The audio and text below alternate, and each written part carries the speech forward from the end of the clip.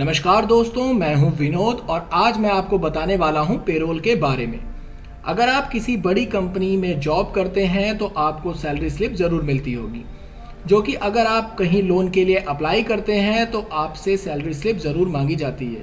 यही salary slip आपकी किस तरह से बनाई जाती है वही पेरोल कहा जाता है। यानी बड़ी कंपनियां अपने सभी एम्प्लॉयज़ की सैलरी जब टैली में बनाती हैं तो उसी को पेरोल कहा जाता है। तो चलिए वीडियो को स्टार्ट करते हैं। हमें सबसे पहले एक नई कंपनी क्रिएट करेंगे जिसका हम नाम दे देते हैं पेरोल। पेरोल के नाम से हम एक नई कंपनी क्रिएट कर रहे हैं। आपको यहाँ पर स्टेट लेना है अपना, तो हम ले लेते हैं यहाँ पे दिल्ली लेने के बाद आप बाकी फर्दर डिटेल्स फिल कर सकते हैं इसकी। हम इसे सिंपल कंट्रोल ए करके सेव कर देंगे। सेव करने के बाद आपके सामने एक डायलॉग बॉक्स और ओपन होगा, इसको भी आप कंट्रोल ए करके सेव कर दीजिए।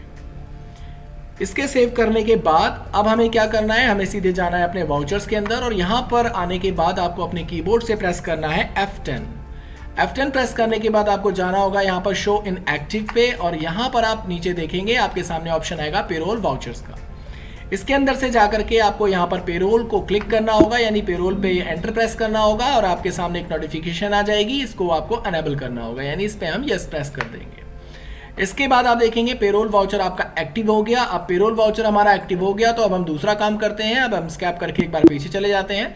स्कैप करके पीछे जाने के बाद अब आपको जाना होगा क्रिएट के अंदर और क्रिएट में आप देखेंगे यहाँ पर आपका पेरोल मास्टर्स आपके सामने ओपन हो जाएगा।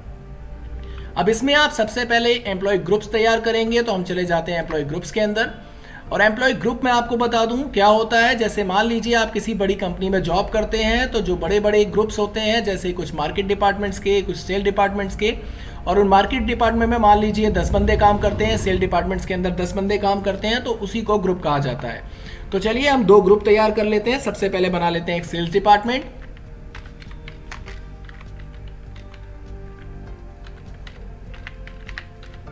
डिपार्टमेंट की हमने एक बना लिया और इसके बाद हम इसको सेव कर देंगे। यहां पर आपको डिफाइन सैलरी अभी नो ही रखना है, आपको सिंपल एंटर करके सेव कर देना है। और एक हम बना देते हैं मार्केट डिपार्टमेंट।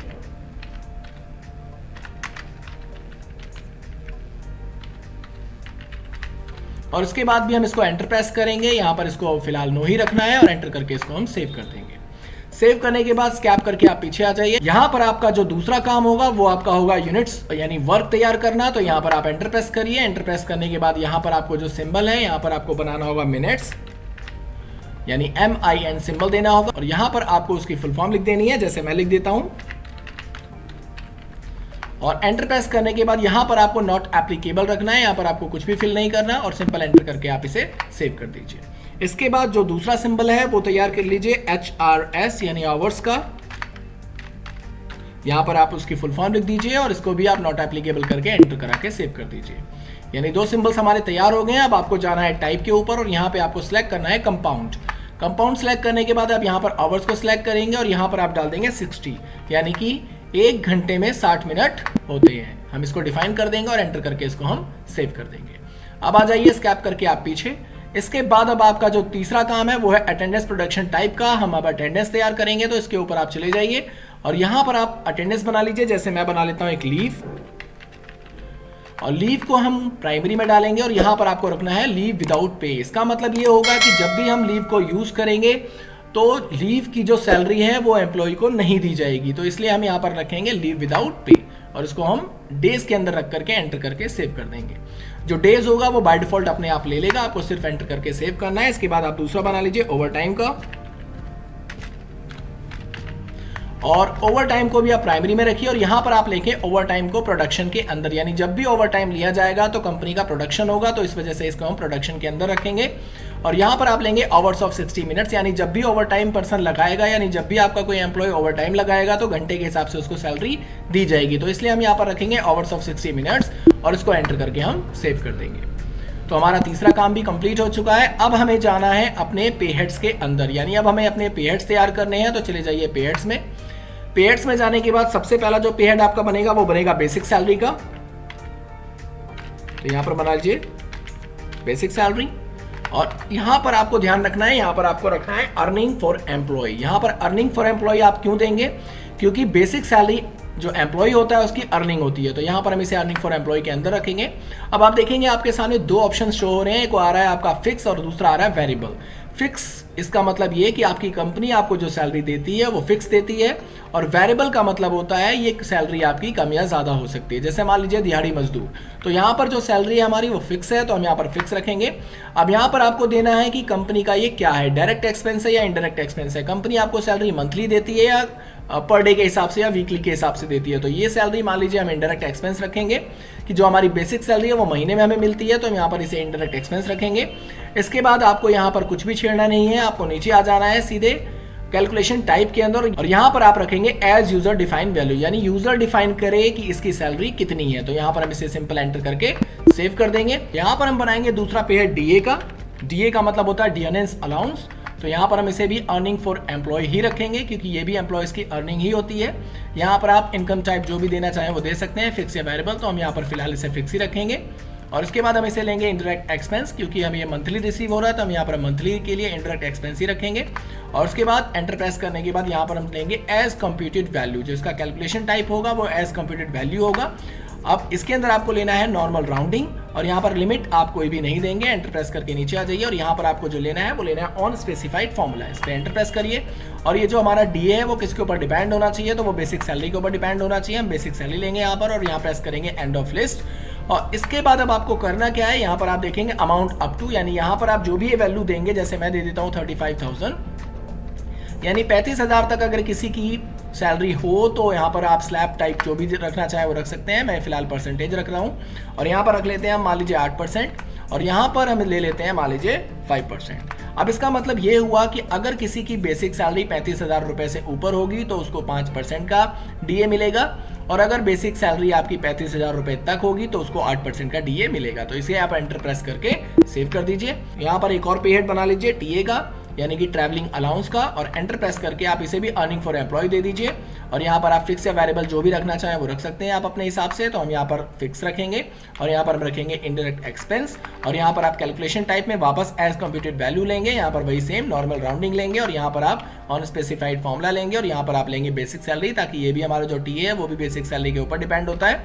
एंटर प्रेस करेंगे यहाँ पर। इसके बाद आपको क्या करना है, सेम वही वैल्यू दे देनी है।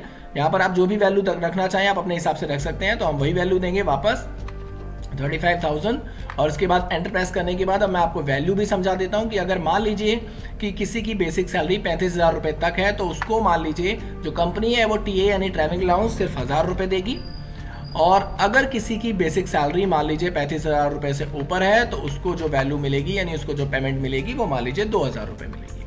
तो इसको हम एंटर प्रेस करके सेव कर देंगे। सेव करने के बाद टीए के बाद आप ले लीजिए एचआरए यानी हाउस रेंट अलाउंस। सेम इसी तरीके से आप इसको भी अर्निंग फॉर एम्प्लॉय, फिक्स या वेरिएबल जो भी रखना चाहे वो रख सकते हैं। इंटरेक्ट एक्सपेंस, और यहाँ से हम इसे ले लेंगे as computed value, normal rounding, और यहाँ पर आप ले लेंगे on specified formula, basic salary, end of list. यहाँ पर अमाउंट दे दीजिए आपको जो भी देना है, तो 35,000 दे दिया मैंने। परसेंटेज में आप जो भी रखना चाहें वो आप अपने हिसाब से रख सकते हैं। इसको भी हम बना करके एंटर करके सेव कर लेते हैं। एचआरए के बाद हम बनाएंगे पीएफ, तो हम यहाँ पर पीएफ लेते हैं। जो पीएफ होता है हमारा वो प्रोविडेंट फंड होता है, और ये बेसिकली हमारा डिडक्शंस होता है, यानी ये हमारी सैलरी में से डिडक्ट किया जाता है। तो इसे हम रखेंगे डिडक्शन फ्रॉम एम्प्लॉयज़ के अंदर, और इसके बाद हम इसे दे देंगे करंट लायबिलिटीज़। ये हमारी एक तरीके से लायबिलिटी होगी कंपनी के ऊपर, तो हम इसे करंट लायबिलिटी में रखेंगे। और उसको भी आप एंटर प्रेस करके एज कंप्यूटेड वैल्यू लेंगे, नॉर्मल राउंडिंग लेंगे, और वही फॉर्मूला फिर से पुट करेंगे, और स्पेसिफाइड फॉर्मूला बेसिक सैलरी, यानी ये भी हमारा बेसिक सैलरी के ऊपर ही डिपेंड होगा। तो यहाँ पर आप जो भी वैल्यू देना चाहें अपने हिसाब से दे सकते हैं। मैं सेम वही वैल्यू दूंगा, और यहाँ पर परसेंटेज जो भी देना चाहें वो आप अपने हिसाब से दे सकते हैं, वैल्यू या परसेंटेज। और इसके बाद बनाएंगे हम लोग ईएसआई। ईएसआई हमारा एम्प्लॉय स्टेट इंश्योरेंस होता है, ये भी एक तरह से डिडक्शन ही होता है। हम यहाँ पर इसे डिडक्शन फ्रॉम एम्प्लॉय ही रखेंगे, और यहाँ पर रख लेंगे हम इसे करंट लायबिलिटीज, और इसके बाद हम इसे एंटर प्रेस करके यहाँ पर as computed value, normal rounding, और उसके बाद यहाँ पर ले लेंगे ऑन स्पेसिफाइड फॉर्मूला, सेम इसी तरीके से बेसिक सैलरी, और यहाँ पर अमाउंट डाल दीजिए अप टू, और इसके बाद यहाँ परसेंटेज या वैल्यू जो भी आप रखना चाहें वो अपने हिसाब से आप रख लीजिए, और उसके बाद इसे एंटर करके सेव कर दीजिए। यानी ईएसआई भी हमारा तैयार हो गया। इसके बाद हम बनाएंगे रिम्बर्समेंट, तो यहाँ पर हम ले लेते हैं रिम्बर्समेंट, तो इसे अंडर ऑफ रखेंगे हम रिम्बर्समेंट टू एम्प्लॉय के। तो मैं आपको बता दूं ये रिम्बर्समेंट होता क्या है। रिम्बर्समेंट बेसिकली जब भी हम कंपनी के लिए पैसा अपनी जेब से लगाते हैं तो उसे रिम्बर्समेंट कहा जाता है, और ये पैसा हमें सैलरी देते समय कंपनी रिटर्न कर देती है। यानी मान लीजिए आप कहीं जा रहे हैं और वहाँ पर आपके पास पेमेंट जो कंपनी ने आपको दिया था वो कम पड़ गई और आपने अपनी जेब से कुछ पैसा खर्च किया है, तो उसके बारे में आप कंपनी को इंडिकेट कर देंगे कि भाई इतना पैसा मेरी जेब से लगा है। तो वो पैसा जब कंपनी आपको सैलरी देती है तो उस समय आपको प्लस करके रिटर्न कर देती है, तो उसी को रिम्बर्समेंट कहा जाता है। तो हम यहाँ पर रिम्बर्समेंट टू एम्प्लॉय रखेंगे इसको, और यहाँ पर हम इसे रखेंगे वेरिएबल, क्योंकि रिम्बर्समेंट फिक्स नहीं होता तो ये वेरिएबल होगा। और यहाँ पर हम इसे रखेंगे डायरेक्ट एक्सपेंस, क्योंकि कंपनी का ये डायरेक्ट एक्सपेंस होता है। इसके बाद हम इसे एंटर प्रेस करेंगे। एंटर प्रेस करने के बाद आपको यहाँ पर जो इसका कैलकुलेशन टाइप है वो एज यूजर डिफाइंड वैल्यू ही लेना है, तो हम इसे एज यूजर डिफाइंड वैल्यू लेंगे, क्योंकि यूजर डिफाइन करेगा कि कितना रिम्बर्समेंट हुआ था। तो इसे एंटर करके हम सिंपल सेव कर देंगे। रिम्बर्समेंट के बाद अब आपको बनाना होगा एक बोनस। बोनस को आप डालेंगे अर्निंग फॉर एम्प्लॉय, यानी बोनस भी जो कंपनी में मिलता है वो भी अर्निंग होती है एम्प्लॉयज की, तो इसे हम अर्निंग फॉर एम्प्लॉयज, ये हमारा वेरिएबल होगा क्योंकि ये हमेशा बोनस नहीं मिलता, साल में एक बार मिलता है, और ये कंपनी का डायरेक्ट एक्सपेंस होगा। और इसके बाद हम इसे लेंगे, इसका जो कैलकुलेशन टाइप होगा वो हम रखेंगे फ्लैट रेट। यहाँ पर जो भी अमाउंट कंपनी डिफाइन करेगी वही अमाउंट हम यहाँ पर देंगे, तो यहाँ पर हम इसे फ्लैट रेट रखेंगे। और यहाँ से लेंगे हम इसे मंथ, क्योंकि ये हमें मिलता कब है, मंथ में एक बार मिलता है, तो यहाँ पर मंथ ले लेंगे। वैसे तो ये हमें साल में एक बार मिलता है, तो जिस मंथ में हमें ये रिसीव हो रहा है वहाँ पर वही मंथ रखेंगे, और इसके बाद हम इसे नॉट एप्लीकेबल करके इसे एंटर करके सेव कर देंगे। तो बोनस के बाद अब हमारा बच गया लीव, तो हम लीव बना लेते हैं। और लीव जो होता है वो भी एक तरह से डिडक्शन फ्रॉम एम्प्लॉय होता है, तो यहाँ पर हम इसे डिडक्शन फ्रॉम एम्प्लॉय ही रखेंगे। और उसके बाद इसको हम लेंगे करंट लायबिलिटीज के अंदर, और इसके बाद यहाँ से हम इसको एंटर करके नीचे आ जाएंगे, और यहाँ से आप इसे रखेंगे ऑन अटेंडेंस, यानी जो भी लीव आपका होगा वो अटेंडेंस के ऊपर डिपेंड करेगा। और यहाँ से हम लीव जो हमने अभी बनाया था हम उसे सिलेक्ट कर लेंगे, और यहाँ से हम ले लेंगे डेज, क्योंकि जो लीव होती है वो डेज के हिसाब से है, तो डेज ले लेंगे। अगर बंदा मंथ के लिए गायब है तो यहाँ पर मंथ आप सिलेक्ट कर सकते हैं, आप अपने हिसाब से जो भी रखना चाहें वो रख सकते हैं। तो हम फिलहाल यहाँ पर डेज लेकर के उसे ओके कर देंगे। इसके बाद हम यहाँ पे लेंगे ओवर टाइम। अब ओवर टाइम हमारा क्या होता है, तो ये बेसिकली अर्निंग होती है एम्प्लॉयज़ की, तो ओवर टाइम रखेंगे। अब ये ओवर टाइम हमारा फिक्स नहीं होता, तो इसलिए वजह से हम इसको वेरिएबल रखेंगे। और कंपनी का ये डायरेक्ट एक्सपेंस होगा, तो इसलिए हम डायरेक्ट एक्सपेंस में रखेंगे इसको।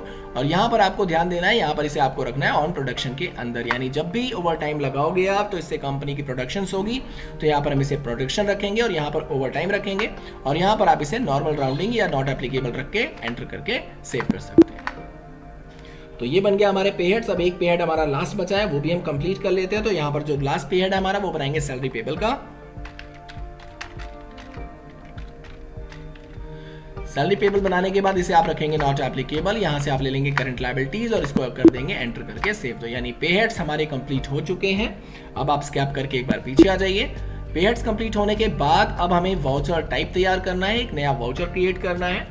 तो यहाँ से हम वाउचर टाइप क्रिएट करेंगे और यहाँ पर आप वाउचर को जो भी नाम देना चाहें वो दे सकते हैं। तो मान लीजिए मैं यहाँ पर दे देता हूँ वाउचर को सैलरी स्लिप, और उसके बाद इसे एंटर प्रेस करेंगे। यहाँ से आप ले लेंगे पेरोल को, ये अंडर ऑफ पेरोल के अंदर जाएगा और यहाँ से आप इसे एंटर करके सेव कर देंगे। यहाँ पर प्रिंट वाउचर आफ्टर सेविंग, इसको आप नो ही रहने देंगे। यहाँ पर आप जो भी लिखना चाहें वो लिख सकते हैं। तो मैं लिख देता हूँ सैलरी स्लिप, और यहाँ पर आपको एंड ऑफ लिस्ट लेकर के जो सैलरी पेबल का हमने पे हेड बनाया था आप इसे यहाँ पे सिलेक्ट कर लेंगे और इसे एंटर करके सेव कर देंगे। तो हमारा ये काम भी कंप्लीट हो गया। स्कैप करके आप पीछे आ जाइए। अब इसके बाद जो हमारा लास्ट पे हेड बचा है वो बचा है हमारा एम्प्लॉयज़ का। तो अब हम एम्प्लॉयज़ तैयार कर लेते हैं, एम्प्लॉयज़ में चले जाते हैं। इसके बाद हम जाएंगे यहाँ पर, सबसे पहले फर्स्ट एम्प्लॉयज़ का नाम लिखेंगे। तो हम लिख देते हैं जैसे अमन कुमार, ये हमारा एम्प्लॉय है। अब ये एम्प्लॉय अंडर ऑफ किसके जाएगा, तो यहाँ पर आप स्पेस दबाइए और यहाँ से आप देख सकते हैं आपके पास दो डिपार्टमेंट्स हैं। तो कौन सा डिपार्टमेंट का बंदा है अमन कुमार, तो हम यहाँ पे ले लेते हैं मान लीजिए जैसे मार्केट डिपार्टमेंट। और यहाँ पर आप डेट ऑफ ज्वाइनिंग जो भी रखना चाहें वो रख सकते हैं। तो हम फिलहाल डेट ऑफ ज्वाइनिंग यही रहने देंगे। यहाँ पर एंटर प्रेस करेंगे। यहाँ पर आपको ध्यान देना होगा, यहाँ पर आपको अपनी सैलरी डिफाइन करनी होगी। तो यहाँ पर हम इसे यस करेंगे। यस कराने के बाद आपको यहाँ पे लेना है बेसिक सैलरी, फिर बोनस लेना है। तो बोनस आपको बताना है कि बोनस कितना आपका लगेगा। तो यहाँ पर हम बोनस दे देते हैं लाइक 1000 रुपये, कि 1000 रुपये हमारा बोनस लगेगा। उसके बाद DA, ESI, HRA, लीव कितना डिडक्ट होगा, तो लीव दे दिया हमने मान लीजिए 500 पर डे के हिसाब से डिडक्ट होगा। ओवर टाइम कितना मिलेगा, तो 100 रुपये पर घंटे के हिसाब से मिलेगा। और उसके बाद PF, रिम्बर्समेंट और TA डाल करके हम इसको एंटर करके सेव कर देंगे। अब आप देखेंगे यहाँ पर आपके सामने पहला ऑप्शन है एम्प्लॉय नंबर्स। तो यहाँ पर आप एम्प्लॉय नंबर डाल सकते हैं। मान लीजिए मैं एम्प्लॉय नंबर डाल देता हूँ। और उसके बाद डेजिग्नेशन, यानी ये बंदा है कौन, तो हम दे देते हैं लाइक मैनेजर। और उसके बाद यहाँ पर फंक्शन, वो काम क्या करता है, तो हम दे देते हैं मैनेजिंग। और इसके बाद यहाँ पर लोकेशन किस जगह पे करता है तो हम दे देते हैं यहाँ पे संत नगर। और उसके बाद यहाँ पर जेंडर मेल या फीमेल है तो यहाँ पर आप ले लीजिए मेल या फीमेल जो भी लेना चाहें। डेट ऑफ बर्थ उसकी जो भी फिल करनी चाहिए वो फिल कर सकते हैं आप। और यहाँ से आप इसका ब्लड ग्रुप सेलेक्ट कर लीजिए और उसके बाद यहाँ पर आप इसका मदर या फादर नेम दे सकते हैं। तो हम यहाँ दे देते हैं दीपक कुमार। तो यहाँ पर एंटर प्रेस करने के बाद आप इसे स्पोज नेम दे सकते हैं। तो मैं दे देता हूँ मीनाक्षी। और उसके बाद एंटर प्रेस करने के बाद यहाँ पर मैं दे देता हूँ उसका एड्रेस। तो यहाँ पर एड्रेस दे दीजिए जो भी उसका एड्रेस है। तो मैंने यहाँ एड्रेस फिल कर दिया उसका।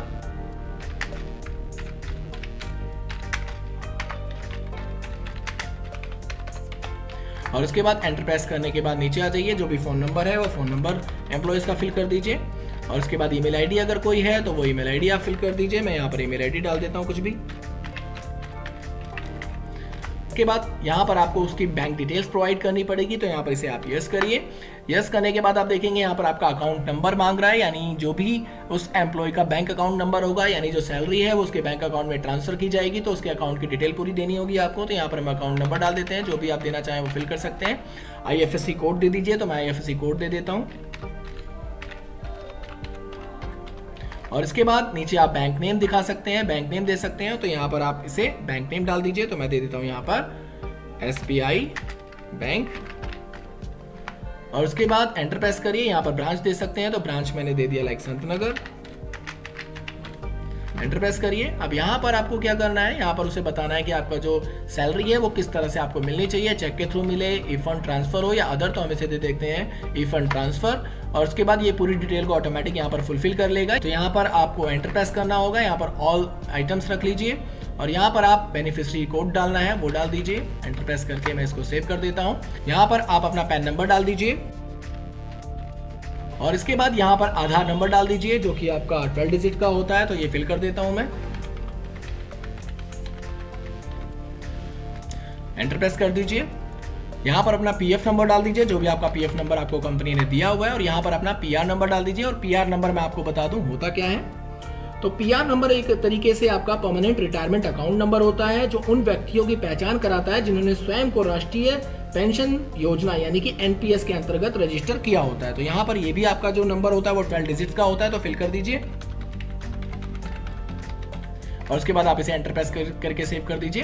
अब ESI नंबर जो भी है आपका, एम्प्लॉय स्टेट इंश्योरेंस नंबर जो भी है वो आप फिल कर दीजिए, जो कि आपको कंपनी ने दिया होता है वो भी फिल करके आप इसे एंटर प्रेस करके सेव करा दीजिए। तो हमारा अमन कुमार जो था उसकी पूरी डिटेल फिल हो चुकी है। तो एक एम्प्लॉय और क्रिएट कर लेते हैं हम लोग, जैसे दीपक यादव।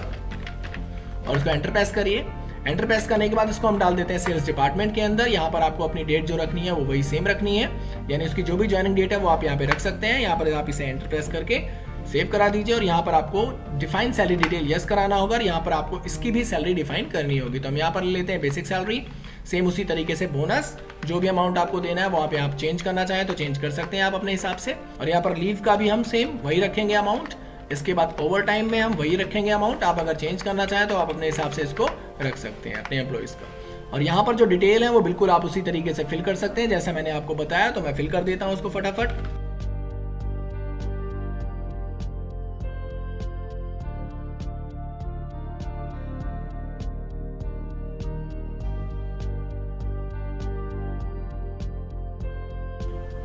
इसके बाद हमारे एम्प्लॉयज कंप्लीट हो चुके हैं। अब आपको जाना है स्कैप करके पीछे।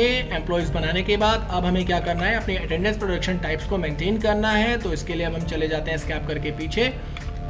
यहाँ से जाइए आप वाउचर्स के अंदर। वाउचर्स में जाने के बाद अब आपको यहाँ पर प्रेस करना है F10 और यहाँ से आपको लेना है अटेंडेंस। अटेंडेंस लेने के बाद अब आप देखेंगे यहाँ पर आपका अमन कुमार और आपका दीपक कुमार शो हो गया। आपको ध्यान रखना है यहाँ पर आपको जो डेट रखनी है वो मंथ की लास्ट डेट रखनी है। तो यहाँ पर रख लेते हैं 31 मई 2021 की हम सैलरी बना रहे हैं। तो यहाँ पर मंथ का लास्ट डे रखेंगे और यहाँ पर हम इसकी अटेंडेंस को कैलकुलेट करेंगे लास्ट डे। और यहाँ पर हम लेंगे अमन कुमार। अब अमन कुमार आपके कितने दिन लीव पर रहा है या कितने दिन ओवर टाइम पे रहा है तो आप यहाँ से आप इसे फिल कर सकते हैं। मान लीजिए ये लीव पे रहा है 5 डेज और अमन कुमार ने ओवर टाइम कितना लगाया है, तो ओवर टाइम लगाया मान लीजिए 45 आवर्स का। तो इसी तरीके से दीपक को ले लीजिए। दीपक जो लीव पर रहा है वो मान लीजिए 2 डेज लीव पर रहा है और इसने ओवर टाइम लगाया है मान लीजिए 25 आवर्स का। और इसको एंटर करके आप सेव कर दीजिए। इसके सेव करने के बाद अब हमें अपनी सैलरी की डिटेल फिल करनी है। तो इसके लिए आपको करना क्या है, अपने कीबोर्ड से प्रेस करना है Ctrl+F4। यहाँ से आपको लेना है सैलरी स्लिप। सैलरी स्लिप जो कि हमने वाउचर अभी तैयार किया था उसको हम लेंगे, यहाँ पर एंटर प्रेस करेंगे और यहाँ से ले लेंगे सैलरी स्लिप। इसके बाद आपको क्या प्रेस करना है, यहाँ से आप देखेंगे एक आपके सामने ऑप्शन आएगा ऑटो फिल का। अब यहाँ पर आपको यूज करना है ऑटो फिल, या तो अपने कीबोर्ड से Ctrl+F फिल कर सकते हैं या तो आप यहाँ पे टाइप कर सकते हैं। तो मैं यहाँ पर कीबोर्ड से Ctrl+F यूज कर लेता हूँ और यहाँ पर आप लेंगे payroll auto fill. Payroll auto fill लेने के बाद अब यहाँ पर सबसे पहले हम यूजर्स को डिफाइन करेंगे, जो हमने अभी पे हेड बनाते समय लिया था। तो यूजर डिफाइन करेंगे, इस पर एंटर प्रेस करेंगे। जो हमारी सैलरी बन रही है वो 1/5/2021 से लेके 31/5/2021 की सैलरी हमारी बन रही है। हम एंटर प्रेस करके नीचे आ जाएंगे और यहाँ पर आप अपने एम्प्लॉइज की सैलरी ले सकते हैं। आप किसकी सैलरी बना रहे हैं, यानी कि हम सभी की सैलरी क्रिएट कर रहे हैं एक साथ। तो यहाँ पर ऑल आइटम्स लेंगे, यहाँ पर आप देखेंगे शॉर्ट बाय, यानी एम्प्लॉय नेम के हिसाब से शॉर्टिंग होना चाहिए, एम्प्लॉय नंबर के हिसाब से। तो हम यहाँ पर एम्प्लॉय नेम ही रखेंगे, एंटर प्रेस करेंगे। अब यहाँ पर आपको अमन कुमार की सैलरी देनी होगी कि उसकी सैलरी कितनी है। तो मैं यहाँ दे देता हूँ 36,000 उसकी सैलरी है और उसका रिम्बर्समेंट, यानी उसने अपनी जेब से कितना पैसा खर्च किया था। तो मान लीजिए उसने 500 खर्च किया था।